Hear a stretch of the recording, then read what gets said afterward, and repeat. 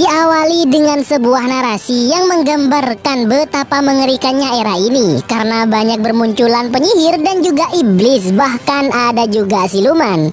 Pemerintahan Jepang era Tokugawa memang terkenal dengan sistem feudalisme yang sudah diatur dengan sangat rapi mulai dari era Ieyasu Tokugawa, mbah buyutnya Tsunayoshi. Sehingga nggak ada yang berani macam-macam dengan Shogun Tokugawa. Semua warga Jepang, mulai dari kalangan bawah sampai para daimyo, sangat hormat sekaligus takut kepadanya.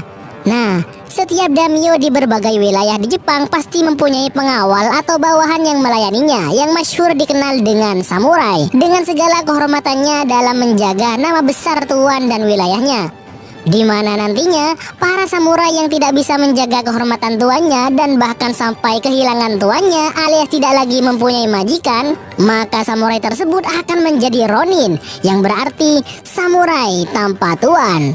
Dan inilah kisah 47 ronin.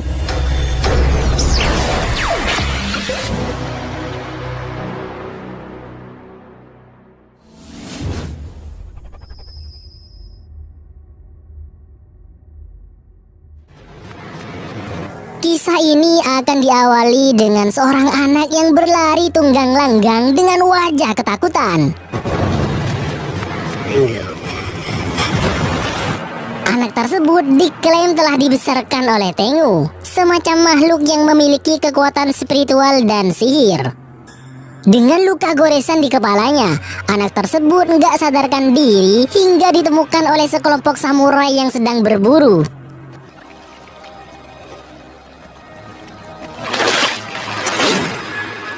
Ini adalah Oishi, Kuranosuke Oishi, seorang samurai yang melayani klan Asano. Oishi. Dan inilah Naganori Asano, seorang daimyo di sebuah wilayah bernama Ako. Di saat Oishi hendak membunuhnya, beliau malah melihat sesuatu yang tidak biasa dari anak itu hingga akhirnya Tuan Asano berniat untuk merawatnya. Diketahui anak tersebut bernama Kai, dan mulai saat ini dia menjadi bagian dari wilayah Ako. Bahkan putri Tuan Asano yang bernama Mika selalu bermain bersamanya hingga kedekatan mereka berdua menjadi ajang adu rasa yang tak biasa. Kebaikan Tuan Asano dan Mika akan selalu Kai ingat dan berjanji untuk membalas semua yang telah Tuan Asano berikan kepadanya, apapun taruhannya.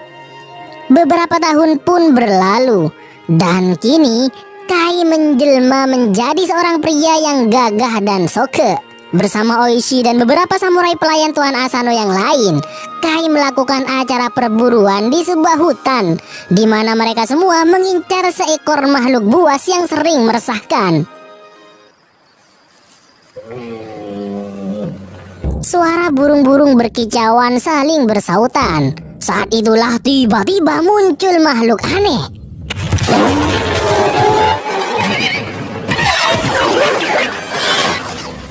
Perburuan pun semakin sengit karena makhluk tersebut semakin mengganas.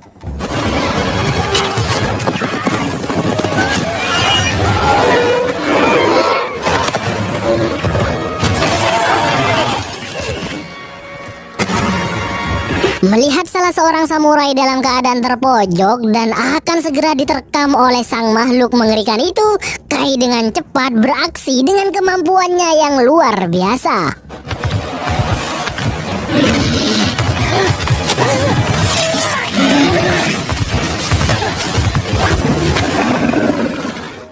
Setelah semua yang terjadi, bukannya berterima kasih, samurai yang telah diselamatkan oleh Kai malah mengejeknya karena nggak terima harus diselamatkan oleh orang nggak jelas seperti Kai yang oleh para samurai pelayan Tuan Asano dipanggil dengan makhluk campuran. Ya, Kai selalu dipanggil makhluk campuran karena bukan keturunan Jepang asli dan nggak jelas asal-usulnya. Samurai yang bernama Yasuno itu merasa hina dan bahkan lebih baik mati dibunuh hewan buas tadi daripada diselamatkan oleh Kai. Sombong amat nih orang. Beberapa saat kemudian, Tuan Asano datang dan yang paling menyakitkan hati adalah saat Yasuno dianggap sebagai orang yang telah mengalahkan hewan aneh dan buas itu. Aku, Uja Gratfin. Setelah Oishi menebas tanduk hewan tersebut, ada sedikit keanehan saat dia melihat tangan Kai yang berlumuran darah. Tapi meski begitu, rasa tidak sukanya kepada Kai membuatnya tetap berlalu bersama Tuan Asano dan yang lainnya.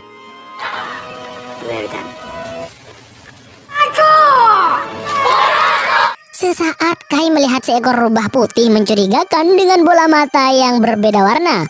Apakah kejadian ini ada hubungannya dengan rubah mungil itu? Berpindah ke lain tempat. Tepat di sebuah provinsi bernama Nagato, terdapat seorang pejabat tinggi bernama Yoshinaka Kira. Dia ini adalah seorang koke, sebuah jabatan turun-temurun yang diduduki oleh kebanyakan keluarga kaisar. Namun meskipun Kira menduduki wilayah Nagato, bukan berarti dia menjadi penguasa Nagato.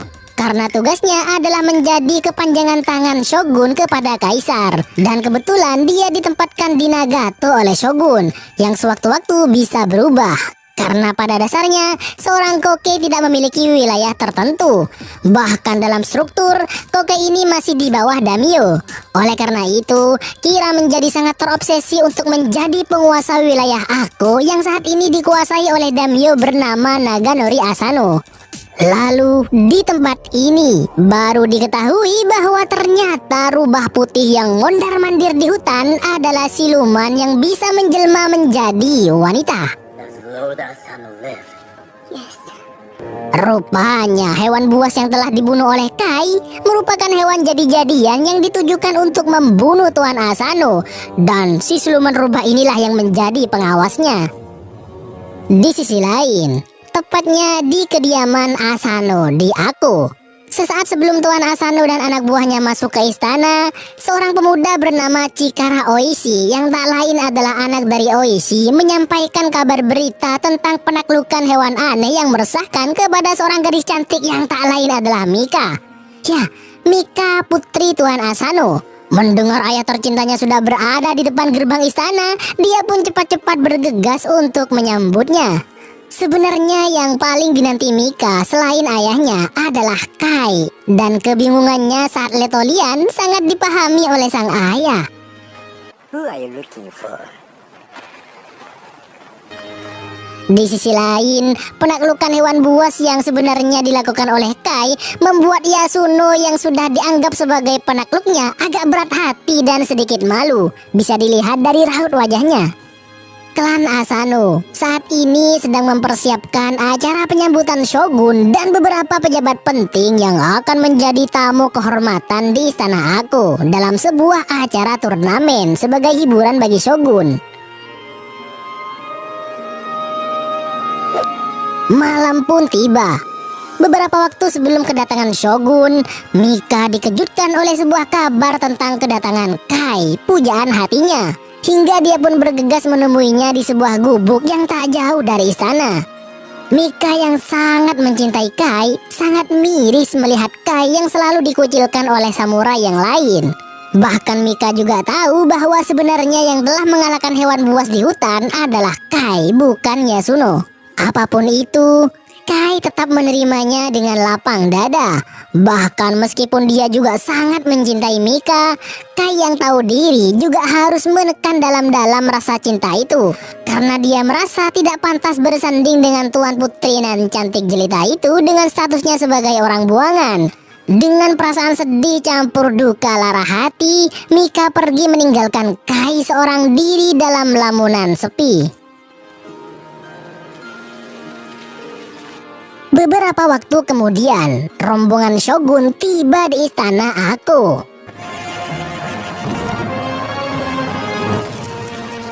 His Highness Shogun Tokugawa. Inilah shogun kelima Tokugawa, penguasa seluruh Jepang, Tsunayoshi Tokugawa. Di sela-sela acara penyambutan, Kai tanpa sengaja melihat seorang wanita mencurigakan yang tak lain adalah siluman rubah berada di antara rombongan shogun. Melihat mata yang sama dengan yang sebelumnya dia lihat pada rubah putih di hutan membuat Kai sesegera mungkin menyampaikan hal itu kepada kepala samurai klan Asano yang tak lain adalah Oishi. Ternyata apa yang disampaikan oleh Kai mengenai wanita siluman itu tak sedikit pun membuat Oishi percaya. Bahkan dia malah semakin mengejek Kai dengan perkataannya yang cukup nyengit menyesakkan dada. Hanya iblis yang bisa melihat siluman. Namun jika Kai bukan iblis, maka dia hanyalah seseorang yang sedang tersihir oleh wanita cantik. Keesokan harinya, rombongan dari Provinsi Nagato juga telah tiba di istana aku. Ya, dia tak lain adalah Kira, Yoshinaka Kira. May I ask about your daughters? Mengetahui Tuan Asano memiliki putri cantik membuat Kira menunjukkan skill fuckboy-nya untuk mendekati sang putri. Forgive me, my lady. She's my daughter. Suasana meriah dalam acara pembukaan turnamen membuat Shogun cukup terkesima, di mana dari sisi Kira sudah mempersiapkan seorang samurai bertubuh tinggi untuk bertarung. Sementara di sisi Asano akan mengandalkan Yasuno yang dianggap cukup kuat setelah mengalahkan hewan buas tempo hari lalu. Namun ternyata ada sesuatu yang terjadi kepadanya hingga dia tidak bisa bertarung. Yasuno. If we have no fighter. Genderang sudah mulai didendangkan, pertanda pertandingan harus segera dimulai. Sementara petarung dari Asano belum juga menunjukkan diri. Rupanya ini semua merupakan perbuatan Kira untuk mempermalukan Asano di hadapan Shogun. Lalu kekecewaan Shogun yang hampir mengakhiri turnamen ini membuat Kai mau nggak mau harus menggantikan Yasuno demi mempertahankan harkat dan martabat klan Asano, meskipun sangat beresiko. Karena yang boleh bertarung haruslah seorang samurai, sementara Kai bukanlah seorang samurai.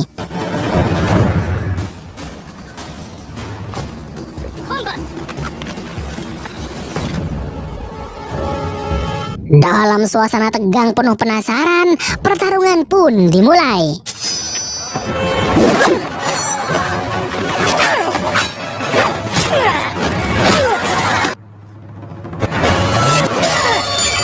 Ternyata pedang Kai patah, hingga pukulan lawan membuat topengnya terhempas. Semua orang terkejut dengan penampakan wajah asing di hadapannya. Dengan penuh kecewa, Shogun menghentikan pertarungan. Stop! Lalu Shogun menghampiri Kai dan mengatakan, You are not a samurai. Kill it. Dengan spontan Mika berusaha menghentikan samurai yang akan menebas Kai. Hal itu terpaksa membuat Tuan Asano memohon ampun dari Shogun dengan penuh rasa malu. Melihat seorang daimyo terhormat membuang rasa malu di hadapan banyak orang, membuat Shogun mengganti hukuman Kai, yaitu dipukul oleh para samurai.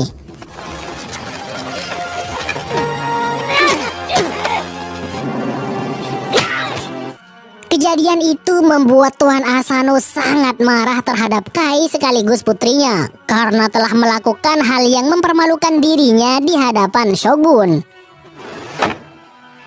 Nah, pada malam harinya, Kira yang mengetahui pikiran Tuan Asano sedang dalam keadaan galau, mulai menyusun rencana busuk untuk semakin membuatnya terpojok, sehingga dia bisa mengambil alih wilayah aku. Rencana tersebut akan dengan sangat mudah dilakukan oleh siluman yang menjadi pelayannya ini. Ya, mantra sihirnya mulai dikomat-kamitkan hingga keluarlah sesuatu dalam diri Kira, di mana sesuatu itu tak lain adalah rasa benci dan dengki yang ada pada Kira yang saat ini diwujudkan dengan seekor laba-laba aneh mengerikan. Kemudian wanita jahat itu masuk ke kamar Tuan Asano dan dengan gemulai meletakkan laba-laba aneh itu ke muka beliau. Sesaat setelah laba-laba itu lenyap dalam senyap, seketika itu juga Tuan Asano bangun tanpa sebab. Seperti mendengar suara teriakan Mika, Tuan Asano segera mencari arah suara itu berasal. Lalu dia melihat sang putri tercinta sedang dalam posisi akan dimantap-mantap oleh Kira hingga membuatnya langsung menghunuskan pedangnya. Akan tetapi, suasana tiba-tiba menjadi berubah. Ternyata itu adalah kamar tamu yang ditempati oleh Kira, dan Tuan Asano sedang dalam keadaan tidak sadarkan diri. Untung saja para samurai penjaga segera datang untuk menghentikan Tuan Asano yang akan menusuk Kira. Lalu sesaat setelah Mika datang, mata Tuan Asano yang asalnya putih seperti klan Hyuga kini kembali normal. Bagaikan orang linglung, Tuan Asano sungguh kebingungan, gak tahu apa yang sebenarnya terjadi. Tak lama kemudian, Shogun yang mendengar ada keributan keluar dari ruang peristirahatannya dan akhirnya mengetahui alurnya bahwa Tuan Asano mencoba melakukan pembunuhan kepada Kira yang sedang tertidur. Akhirnya, pada keesokan harinya, Shogun memutuskan untuk menghukum mati Tuan Asano karena telah menyerang tamu tak bersenjata sekaligus telah membuat malu klannya sendiri. Namun, karena Tuan Asano merupakan salah satu daimyo yang disukai oleh Shogun disebabkan dedikasinya yang sangat tinggi dalam menjaga stabilitas keshogunan, maka Shogun memberinya sebuah kehormatan sekaligus menambal nama baik wilayahnya, yaitu melakukan seppuku, agar nama Asano tetap dianggap terhormat daripada digantung layaknya penjahat. Akhirnya nggak ada pilihan lain, hanya seppuku yang bisa dan memang harus dilakukan oleh Tuan Asano.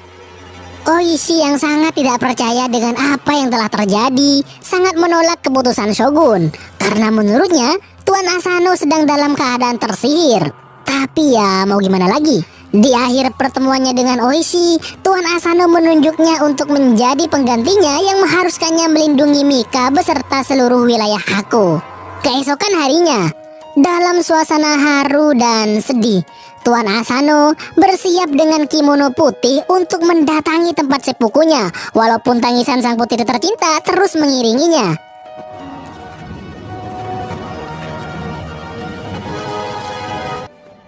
Dengan pedang kecil di tangannya, sang daimyo penguasa wilayah Ako akan menjalankan sebuah tradisi samurai yang akan membuatnya berpindah ke alam lain, didampingi oleh Oishi sebagai Kaisha Kunin yang bersiap memenggal kepalanya.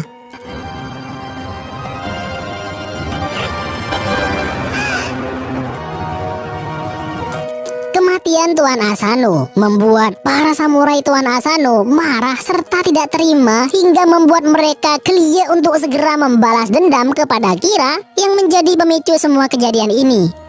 Di sisi lain, sang putri yang tak henti-henti menangis malah diberi racun oleh para pelayan agar segera menyusul sang ayah. Duhlah payahku.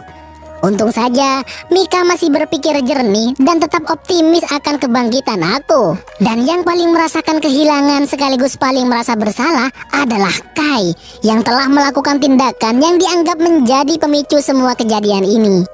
Beberapa waktu kemudian, Shogun bersama dengan Kira dan rombongan tiba. Di mana saat itu Mika bersama para samurainya meminta kepada Shogun agar diizinkan menjadi penerus Tuan Asano untuk menjalankan pemerintahan di wilayah Ako sampai Mika menikah nanti.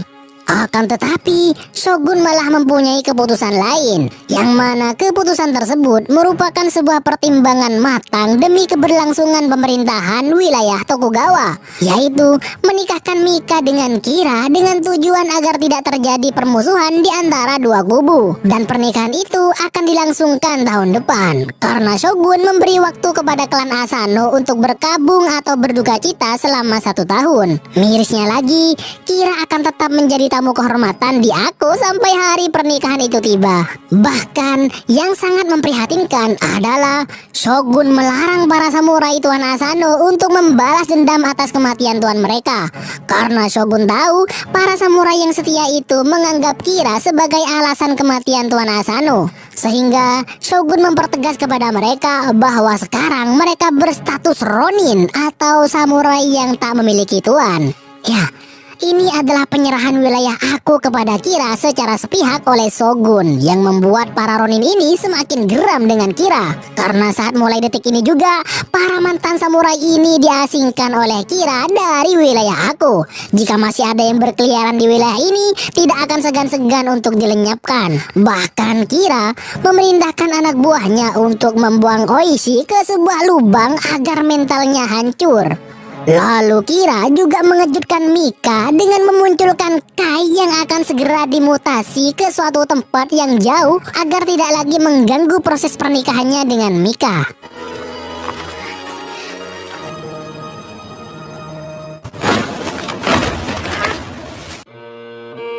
Satu tahun pun berlalu. Suasana aku menjadi suram, tidak seperti tahun-tahun sebelumnya. Dan saat ini, Oishi dikeluarkan dari lubang setelah 1 tahun berselimut tanah dalam kehambaan. Kemudian, sesaat setelah ditinggalkan oleh prajurit Kira, dia disambut oleh putra dan istrinya. The whole world believes you. Dengan hati yang remuk, Oishi masih berusaha menguatkan diri dengan bertanya kepada Chikara, anaknya, tentang keadaan aku saat ini, tentang anak buahnya, dan juga putri Asano. Di mana ternyata semua samurai Tuan Asano yang sudah menjadi Ronin semuanya pergi meninggalkan aku. Sedangkan Mika dibawa oleh Kira ke istananya sebab akan segera melangsungkan pernikahan dalam beberapa waktu, karena masa berkabungnya sudah hampir selesai. Mendengar hal itu, Oishi malah menanyakan Kai kepada anaknya, di mana ternyata Kai dijual sebagai budak ke sebuah pulau yang berisi orang-orang Belanda. Akhirnya Oishi memutuskan untuk menjemput Kai, meninggalkan istri tercinta untuk sementara demi tujuan yang mulia. Remember, Sesampainya di pulau Belanda, Kai diperlihatkan pada sebuah pertarungan brutal.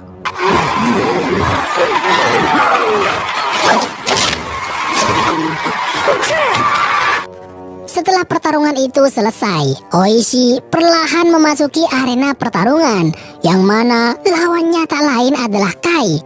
Ya, Kai yang dia kenal sekarang menjadi seperti mesin pembunuh dengan tatapan kosong.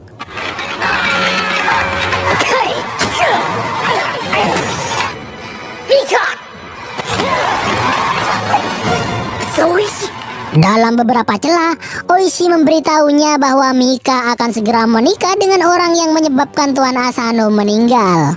Akan tetapi, dia terus menyerang hingga tiba-tiba dan tanpa disangka, dengan cepat Kai membelot dan kabur secepat mungkin dari tempat itu bersama Oishi. Rupanya, Kai yang sudah menjadi budak tidak mudah juga untuk keluar dengan santai dari tempat ini.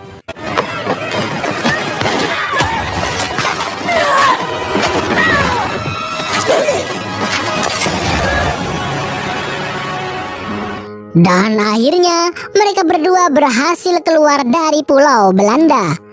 Lalu tanpa banyak pembukaan, Oishi langsung mengajak Kai untuk ikut bersamanya, sekaligus meminta maaf karena telah memperlakukan Kai dengan buruk sebelumnya, sehingga tidak pernah mempercayai apa yang Kai katakan. Dengan jiwa besarnya, Kai akhirnya menerima ajakan Oishi, dan berangkatlah mereka menuju para Ronin yang sedang berkumpul di suatu tempat.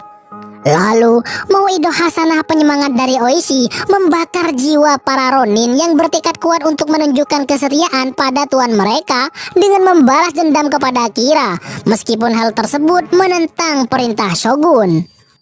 Beberapa waktu setelah rancangan penyerangan istana Kira selesai, mereka terbagi menjadi 2 kelompok, di mana salah satunya akan merekrut samurai sebanyak-banyaknya. Sementara yang satunya akan dipimpin sendiri oleh Oishi untuk mencari pedang yang akan digunakan oleh mereka dalam penyerangan, karena saat ini banyak dari mereka yang tidak memiliki pedang. Dan satu tugas penting lagi yang akan diberikan kepada seseorang bernama Isogai, yang mana tugasnya adalah melakukan pengintaian di sebuah rumah bordil yang akan menjadi akses jalan Kira menuju kuil yang biasa dia kunjungi untuk melakukan sebuah ritual. Kemudian sebelum berangkat, perasaan tidak senangnya Sunu kepada Kai masih saja tidak hilang, hingga terjadi sedikit ketegangan sebelum akhirnya dihentikan oleh Oishi. samurai anymore. Akhirnya, sampailah rombongan Oishi ke sebuah desa bernama Uetsu, tempat para pembuat pedang terbaik yang mereka tahu. Akan tetapi, hanya kesunyian dan kesepian yang mereka temukan. Ternyata, tempat itu sudah diambil alih oleh prajurit Kira. Untuk mencegah keributan, Oishi berpura-pura sebagai petani. Namun saat salah seorang prajurit memegang tangan Chikara, barulah dia tahu bahwa tangan kayak gini bukanlah tangan seorang petani. Tanpa banyak mikir, dengan cepat Kai memulai penyerangan.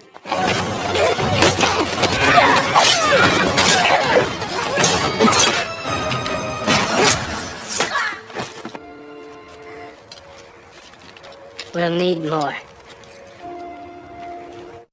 Hujan yang turun cukup lebat membuat mereka berteduh di sebuah rumah kosong. Melihat Oishi yang sedikit putus asa karena belum juga menemukan pedang, membuat Kai menawarkan sebuah penawaran yang cukup menantang, yaitu pergi ke hutan Tengu, tempat Kai dirawat oleh para makhluk misterius yang dianggap iblis oleh orang-orang. Disinilah Kai menceritakan sedikit kisah masa lalunya saat dia masih berada di hutan tersebut, di mana makhluk-makhluk itu merupakan sesosok lain dengan kekuatan ajaib yang menganggap hidup ini adalah kematian. Ya, intinya seperti aliran yang hanya bisa dipahami oleh orang-orang tertentu. Melihat keseriusan Kai, Oishi pun sepakat untuk pergi ke sana. Di sisi lain, Kira yang sedang berlatih dengan kasar mendapat kabar bahwa Kai telah kabur dari Pulau Belanda, dibawa oleh seorang samurai yang tak lain adalah Oishi. Hal itu membuatnya murka dan segera memerintahkan wanita siluman agar segera membunuh Oishi. Rencana siluman ini ternyata lebih mengerikan dari apa yang mungkin dibayangkan Kira. Dia yang mempunyai kekuatan sihir gelap mengetahui bahwa ada salah seorang samurai yang sedang melakukan pengintaian di rumah mantap-mantap yang tak lain adalah Isogai. This won't stop nagging me. What is your name? Dengan pesona landainya, dia mendekati Isogai yang sedang menggali informasi seputar Kira. Ilmu pengasihan ala-ala siluman rubah berhasil menghipnotis Isogai hingga membuatnya tersepona dan terjadilah kisah selanjutnya. Sementara itu, Kai bersama para Ronin akhirnya sampai di hutan Tengu, tempat yang penuh aura mistis berselimutkan kabut roh orang tua lemah dan juga anak kecil buangan, membuat para Ronin bergidik sekaligus penasaran. Setelah sampai di tempat tujuan, ternyata hanya Oishi yang diajak masuk oleh Kai, membuat Yasuno mempunyai prasangka buruk terhadap Kai. I'm going after him. Saat memasuki tempat itu, Kai sangat mewanti-wanti Oishi agar jangan menarik pedangnya apapun yang terjadi. Lalu terlihat beberapa makhluk berpakaian biksu sedang bersujud tanpa bergerak sedikit pun, membuat Oishi tercengang penuh keheranan. Disinilah Oishi akan ditinggal sementara, karena Kai akan masuk sendirian menemui penguasa tempat ini, sekaligus yang telah merawat Kai saat masih kecil.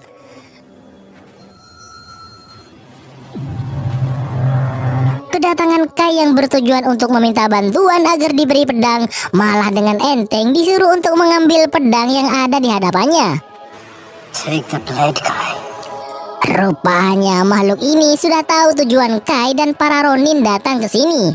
Namun sebelum itu, dia ingin menguji tekad Kai dan Oishi, karena sebelumnya banyak yang datang ke sini untuk mengambil pedang juga, tapi gagal karena tak kuat iman.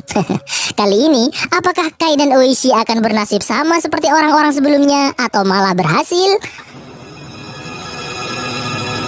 Kemudian, Kai diingatkan kembali tentang kisah masa lalunya agar dia kembali ke tempat ini dan melupakan dunia yang fana ini, di mana Kai terlahir dari sebuah cinta yang hanya berlalu satu malam dari seorang pria pelaut dari Inggris dan seorang gadis petani Jepang hingga saat Kai lahir. Dia lalu dibuang ke hutan ini agar mati sama seperti anak-anak lain yang tidak diinginkan oleh orang tuanya yang dibuang di tempat ini.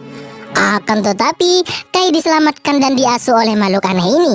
Bahkan juga dilatih untuk menjadi kuat hingga pada akhirnya setelah Kai remaja dan menyadari bahwa di sini bukanlah tempatnya, dia memutuskan untuk kabur ke dunia luar.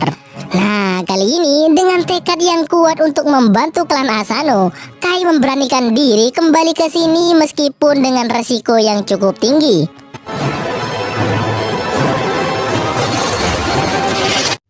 Di saat yang sama, Yasuno dan yang lainnya malah masuk ke dalam hingga para makhluk yang bersujud itu mulai melakukan pergerakan.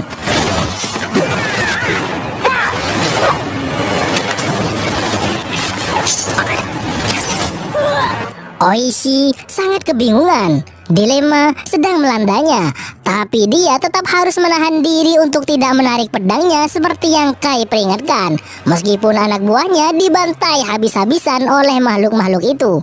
Draw your sword.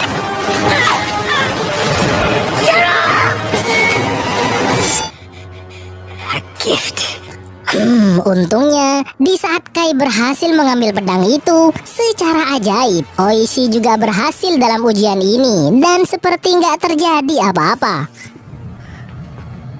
Akhirnya pedang-pedang dari makhluk itu berhasil didapatkan dan sekarang mereka bersiap untuk aksi selanjutnya.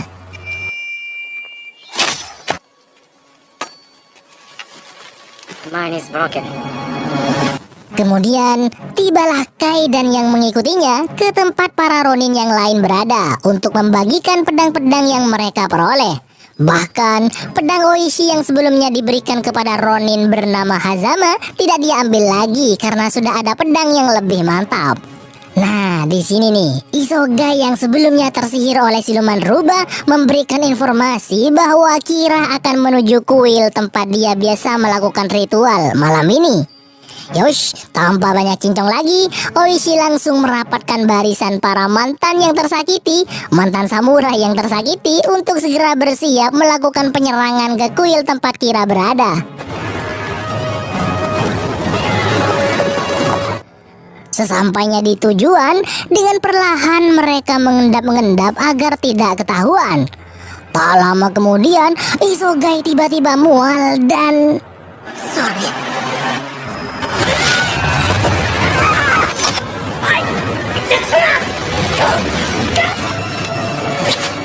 Ya, ini adalah jebakan yang dibuat oleh siluman rubah. Mereka semua dibantai habis-habisan tanpa ampun.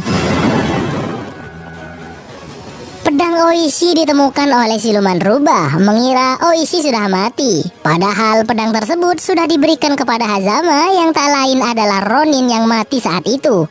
Setelah itu, dia langsung memberikan pedang tersebut kepada Kira, hingga membuatnya bahagia karena mengira Oishi dan puluhan Ronin yang bersamanya sudah tewas. Bahkan kabar itu juga disampaikan kepada Mika, seolah-olah Mika lah yang menjadi penyebab semua Ronin itu mati.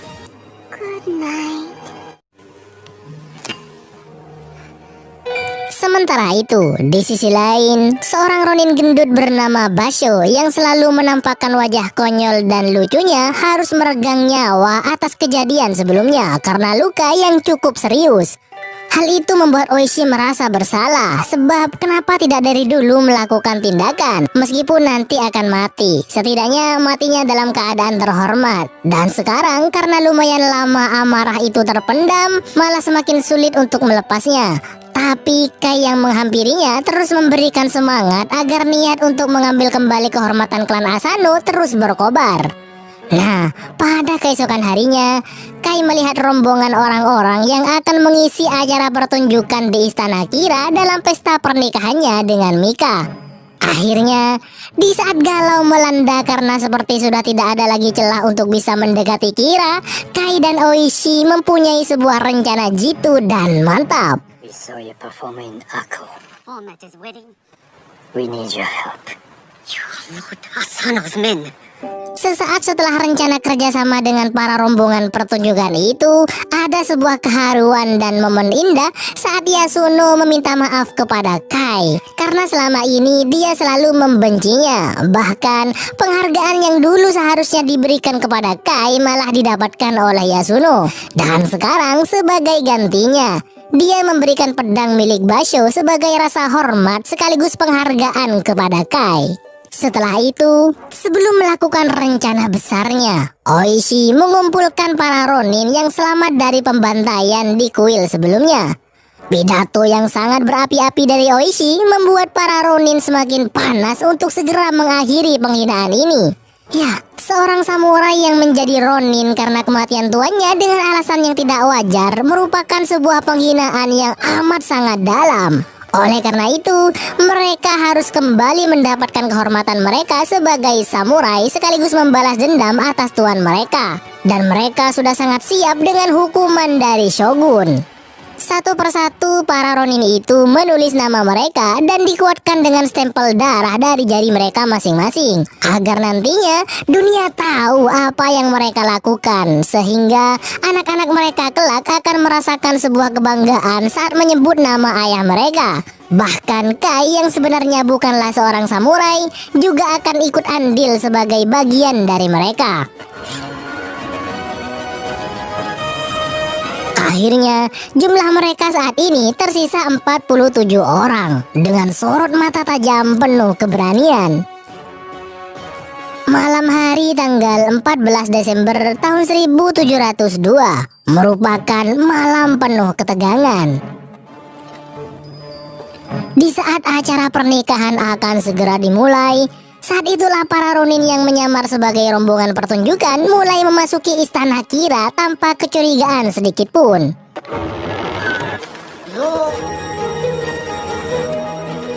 Lalu dengan rasa bahagia, Kira dan para pengikutnya menikmati acara pertunjukan yang sangat menarik.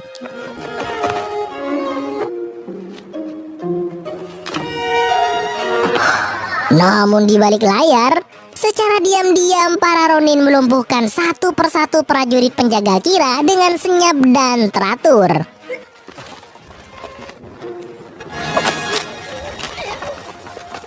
Oishi yang menjadi pemeran utama pertunjukan melakukannya dengan sangat baik hingga akhirnya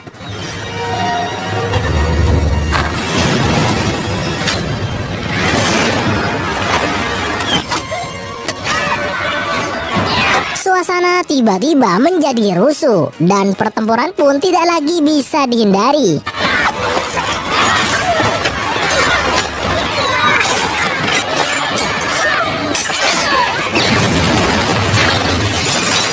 Mika yang tengah diajak lari bersama Kira melakukan penyerangan kepadanya agar bisa lari darinya. Lalu akhirnya dia pun bertemu dengan Kai, kekasih hatinya. Semua Ronin bertarung dengan sekuat tenaga. Sementara itu, Oishi seorang diri mencari keberadaan Kira. Karena dengan tangannya sendirilah dia harus mengalahkan Kira sebagai kepala samurai Tuan Asano.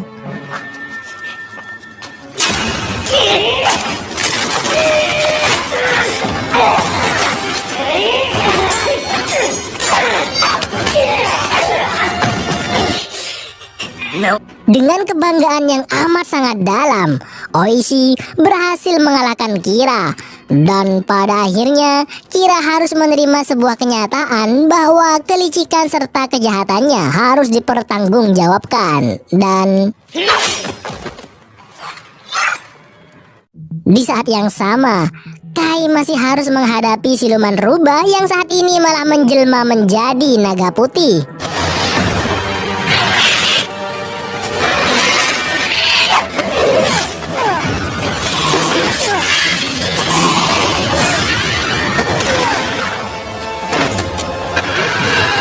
Dengan pedang dari hutan Tengu, Kai berhasil mengalahkan siluman itu.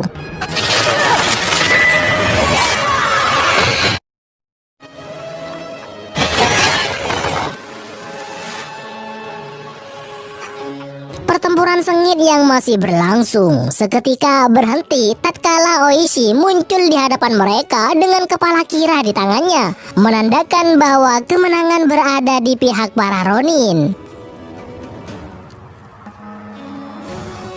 Setelah pertempuran di malam harinya, esok hari, Oishi, Kai dan Mika serta para Ronin lain meninggalkan istana Kira dengan iringan tunduk hormat dari prajurit Kira yang kalah, menandakan bahwa balas dendam yang dilakukan para Ronin atas nama kehormatan akan dianggap sebagai sebuah kehormatan meskipun bagi pihak musuh.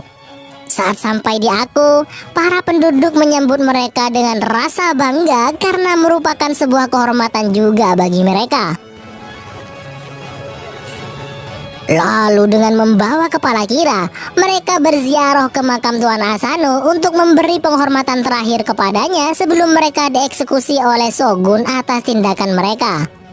2 bulan setelah kejadian itu, saat mereka berada di hadapan Shogun, Oishi meminta agar Shogun memberikan penghormatan kepada para Ronin ini karena telah menunjukkan kesetiaan kepada tuan mereka. Ya, Shogun Tsunayoshi memang selalu menekankan pentingnya arti kesetiaan di kalangan para samurainya, sehingga melihat perjuangan Oishi dan anak buahnya membuat beliau memuji mereka dan bahkan seharusnya nyawa mereka diampuni. Namun dari segi hukum, selain telah melanggar perintah Shogun, perbuatan para Ronin ini tetap merupakan kejahatan yang harus menerima hukuman mati layaknya penjahat biasa. Karena di sisi lain, Shogun Tsunayoshi juga merasa khawatir akan pecahnya pemberontakan akibat pemberian perlakuan khusus terhadap para Ronin dengan mengabaikan hukum yang ada. Keputusan terakhir dari Shogun adalah memerintahkan mereka semua mati dengan cara terhormat sebagai samurai yang penuh kehormatan, yaitu seppuku yang akan dilaksanakan esok harinya. Thank you. Malam hari sebelum kematiannya, setelah ziarah ke makam Tuan Asano bersama Oishi, Kai menikmati waktu bersama Mika, menyalurkan perasaan yang amat sangat dalam sebagai 2 insan yang saling mencintai. Dunia ini hanyalah persiapan untuk dunia berikutnya. Kita hanya bisa meminta meninggalkannya dengan mencintai dan dicintai. Lalu Kai berharap bisa bertemu lagi dengan Mika di kehidupan berikutnya. Bahkan walau harus mencari di 1000 dunia dan 10.000 kehidupan sampai dia menemukan Mika kembali. Ya, ungkapan cinta yang gak bisa diencerkan oleh akal. Search for you to 1,000 more. Keesokan harinya, tepatnya pada tanggal 4 Februari tahun 1703, para Ronin bersiap dengan mengenakan kimono putih bersih. Sebelum melakukan seppuku, Shogun terlebih dahulu memanggil Chikara, putra Oishi, dan membebaskannya dari melakukan seppuku. Karena oleh Shogun, dia akan ditugaskan untuk mengabdikan dirinya untuk aku. Setelah itu, para Ronin akhirnya melakukan seppuku.